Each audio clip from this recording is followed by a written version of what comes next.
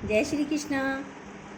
आज की वीडियो है क्रोध का एक पूरा खानदान होता है। क्रोध पर और मुस्कुराहट पर, दोनों पर सुनिए।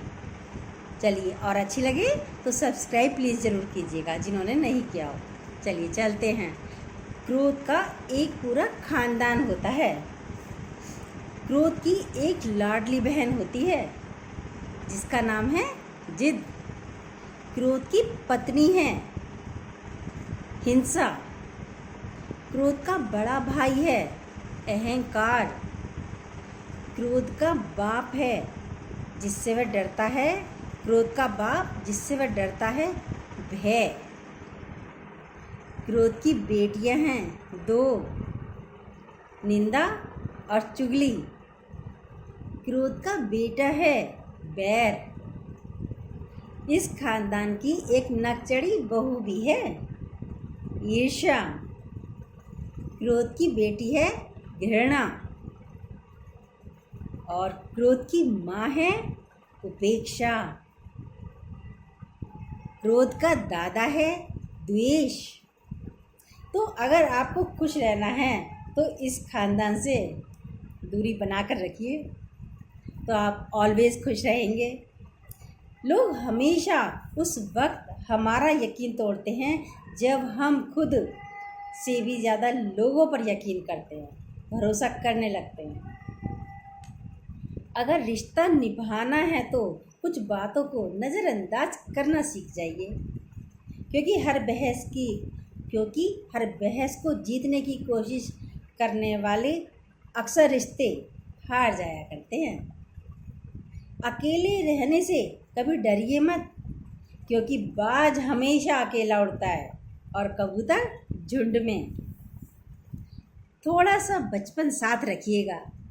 जिंदगी की शाम में उम्र महसूस ही नहीं होगी सफ़र के आखिरी मुकाम में। सही राह पर चलना थोड़ा मुश्किल ज़रूर है, पर यकीन मानिए उस रास्ते पर आपको कोई गिरा नहीं सकता। किसी की गलतियों को नहीं, उसकी खूबियों को ढूंढिए। जिंदगी अपने आप आसान हो जाएगी। मिट जाते हैं दूसरों को मिटाने वाले। लाश नहीं रोती, रोते हैं जलाने वाले। अतीत के बारे में अधिक मत सोचिए, यह आंसू लाता है। भविष्य के बारे में अधिक मत सोचिए, यह भय लाता है।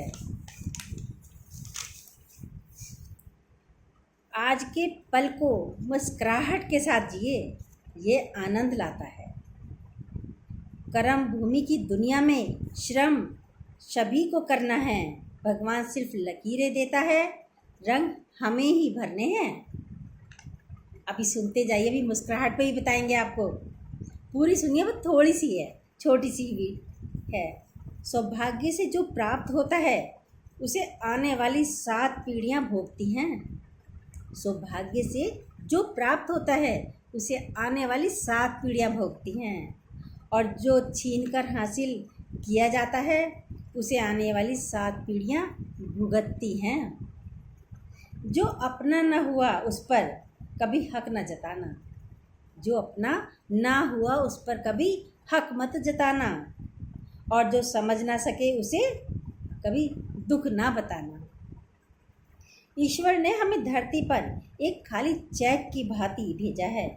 गुणों तथा योग्यता के आधार पर हमें स्वयं अपनी कीमत उसमें भरनी है, अपनी कीमत भरनी है। पानी में डूबे तो मृत्यु निश्चित है, और भक्ति में डूबे तो मुक्ति निश्चित है।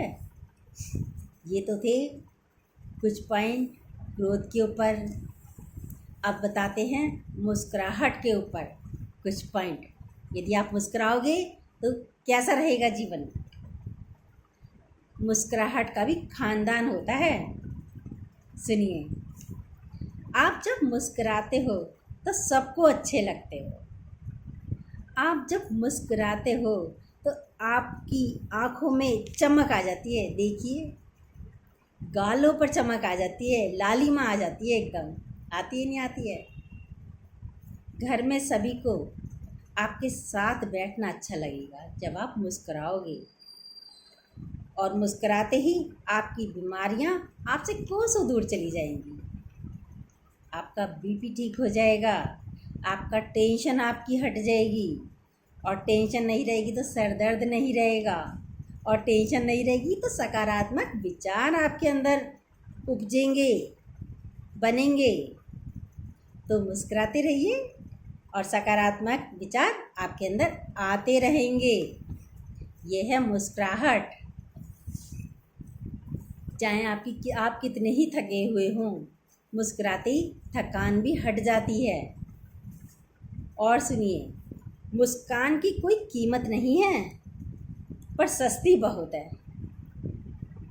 ये पाने वाले को खुश करती है और देने वाले का घटा भी क्या। मुस्कान की कोई कीमत नहीं है, पर सस्ती बहुत है। हंस दिए, कुछ रुपया पैसा लगा नहीं लगा ना, सस्ती बहुत है। ये पाने वाले को भी खुश करती है और देने वाले का कुछ घटा भी नहीं। कोई इतना अमीर नहीं जो इसके बिना अपना काम चला ना सके।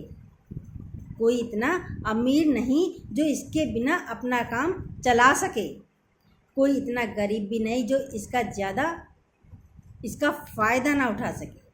कोई इतना गरीब भी नहीं जो इसका फ़ायदा भी ना उठा सके मुस्कान का। तो ये तो अमीर और गरीब, मुस्कान की इसमें ज़रूरत सबसे बड़ा अहम है। ज़रूरत ही नहीं है किसी पैसे की। आप हंसिए, सामने वाला भी हंसेगा। भाई क्यों हंस रहे हो, कोई कारण है क्या। हंसते हुए चेहरे अच्छे लगते हैं। मुस्कान क्षणिक होती है लेकिन यादों में हमेशा रहती है। ये मुस्कान घर में खुशहाली लाती है और व्यापार में ख्याति लाती है, व्यापार को बढ़ाती है। मुस्कान थके उदास व्यक्ति के लिए आराम है और निराश व्यक्ति के लिए रोशनी है और उदास व्यक्ति के लिए सुनहरी धूप के समान है। मुस्कान न खरीदने से, न उधार मांगने से, न चोरी करने से मिलती है। मुस्कान कोई बाज़ार में थोड़ी मिलेगी, ये तो आपके अंदर ही है। अपने साथ बैठो, अरे क्या लूटा, कुछ भी तो नहीं, फिर क्यों नहीं हंसते। हंसो, मुस्कुराओ। दिन भर की भाग दौड़ से आपके परिचित इतने थक जाते हैं कि हंसकर उनका स्वागत कीजिए। किसी को मुस्कान की उतनी ज़रूरत नहीं होती जो खुद अपनी मुस्कान दूसरों को देता है।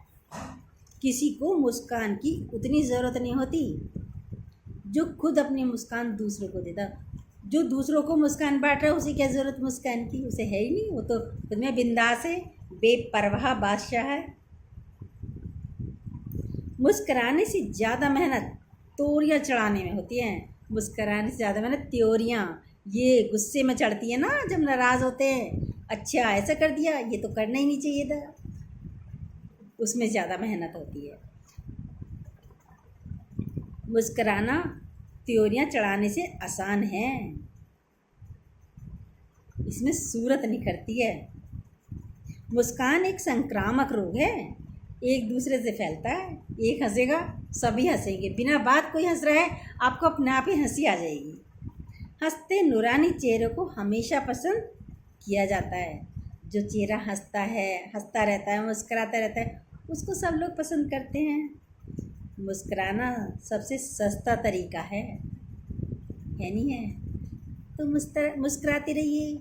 क्रोध का भी खानदान है तो मुस्कुराहट का भी खानदान है। आपको क्या पसंद है, आप देखिए। किसे बुलाना चाहते हो अपनी लाइफ में, किसे रखना चाहते हो। क्रोध भी तुरंत आ जाएगा और मुस्कुराना भी तुरंत आ जाएगा।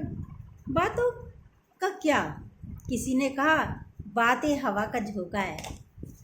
एक कान से सुनो, दूसरे से निकाल दो।